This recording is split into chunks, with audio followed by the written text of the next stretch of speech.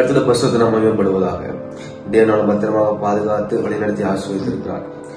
கர்த்தர் எப்படிப்பட்ட இருதயத்தை எதிர்பார்க்கிறான்னா, மிகுந்த மனத்தாழ்மை இருதயம், சாந்தம், நீடிய பொறுமையுள்ள இருதயம். வசனத்தை வாசிப்போம். எபேசியர் புஸ்தகம் 4ஆம் அதிகாரம் 2-3 வசனம்.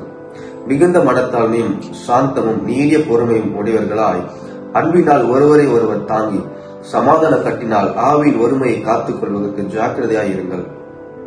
நம்ம மிகுந்த மனத்தாழ்மை கர்த்தர் எதிர்பார்க்கிறாரு. நம்ம பெருமையானவர்கள் அல்ல, மிகுந்த மனத்தாழ்மை. மனத்தாழ்மை என்ற வார்த்தை என்ன சொல்றதுன்னா, தாழ்மை மனசளவில் இருந்தும் வருகிறது என்று. மிகுந்த மனத்தாழ்மையா நம்ம இருக்கணும். சாந்தமும் நீடிய பொறுமையும். சாந்தம் நமக்கு இருக்கிறதா? இதுல உடனே கோபம் வந்துருது, பொறுமை இல்லாம போயிடணுமா?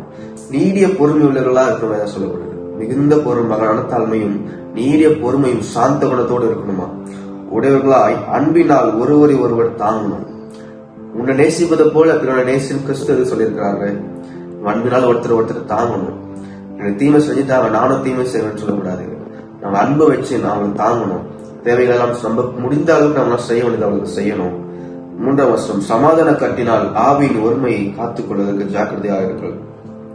சமாதான கட்டினால் ஆவியின் ஒருமையை காத்துக் கொள்வதற்கு ஜாக்கிரதையா இருக்கணும். நம்ம சமாதானமா இருக்கணும். முடிந்த அளவும் யார் என்ன சொன்னாலுமே விரோதமானவர்களை பேசாம, புரோஜனமானவர்களை பேசாதபடி சமாதானமா நம்ம இருக்கணும். இன்னும் 2-3 வருஷத்தை வாசி நம்ம படித்த உணர்ந்து கொள்ளணும். மிகுந்த மனத்தாழ்மையும் சாந்த குணமும் நீடிய பொறுமையும் அன்புல ஒருவருக்கு ஒருவர் தாங்கணும். சமாதான கட்டில ஆவின் ஒருமையை காத்துக் கொள்ளணும். நான் தீமை செய்தா அவனும் தீமை செய்ய அப்படி இருக்கக்கூடாது. நான் தீமை செய்யறேனா அவங்க தீமை செய்யறாங்களா, ஓகே நான் மன்னிக்கிறேன், நான் மறக்கிறேன், நான் அன்பு காமிக்கிறேன் அப்படின்னு மாறணும். மிகுந்த மனத்தாழ்மையோடு இருக்கணும். கோவப்படக்கூடாது, விரோதம் வெளியிடக்கூடாது. சாந்த குணத்தோடு நீடிய பொறுமையா இருந்து அன்புகள் ஒருவருக்கு ஒருவர் தாங்கி சமாதான கட்டினால் ஆவியின் ஒருமையை காத்துக் கொள்ளணும். ஆவியும் ஒருமைப்பட்டு இருக்கணும் வேதம் சொல்லப்படுது. கர்த்தருக்குள் நம்ம இன்னும் நிலைத்திருக்கணும்னா இப்படிப்பட்ட காரியத்தை நம்ம உணர்ந்து அதனுடைய வாழணும். விட்டு விலக வேண்டிய விட்டு விலகணும். கர்த்தர் மையப்படுவதாக. ஆமென்.